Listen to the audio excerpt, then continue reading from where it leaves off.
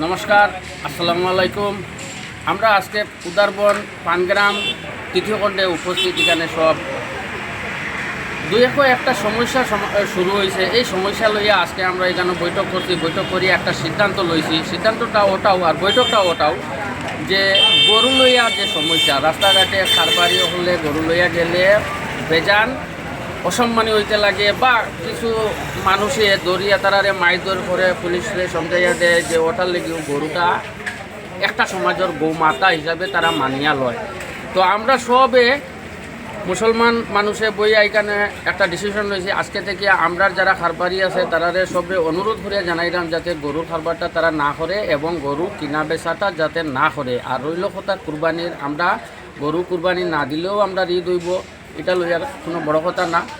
আজকে আমরা এখানে বইয়া সবরে ওটাও মেসেজ দিলাম আজকে থেকে আমরা যারা খারবারি আছে তারা যাতে কেউরের কাছ থেকে, আমি মেনশন করলাম না কেউরের কাছ থেকে লইতো, কোন জাতির কাছ থেকে লইতো, কোনো মানুষের কাছ থেকে যাতে গরু কিনে না তারা এবং বাজারে নিয়ে বিক্রি করে না, যাতে আমরার যে সমাজটা আছে সমাজটারে মানে সমাজটার বদনাম যাতে না হয়, এর লেগে আমরা অনুরোধ জানাইলাম আজকে এই সভা করিয়া।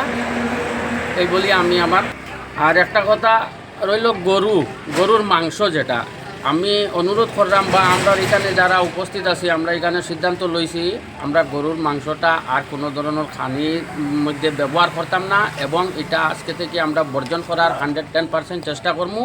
আজকে থেকে আমরা এটা লইয়া কঠোর থাকবো। গোটা মুসলমান সমাজের কাছে এটা মেসেজ দিলাম, আপনারা আমরা লগে থাকবা, আমরাও আপনারা সঙ্গে থাকবো সবসময়। গরুর মাংস লইয়া আপনারা কোনো ধরনের দৌড়ঝাঁপ এই সেই আবিজাবি করবা না। রইল কুরবানির কথা, আপনারা যা ইচ্ছা তা আমরা মেয়াসাব আছেন তারা রেস্তনে যোগাযোগ করিয়া আপনারা কুরবানি কীভাবে কিতা দিতা তারা রেস্তনে যোগাযোগ করিয়া দিলেইবা, কিন্তু গরু লইয়া কোনো চর্চা যাইবা না।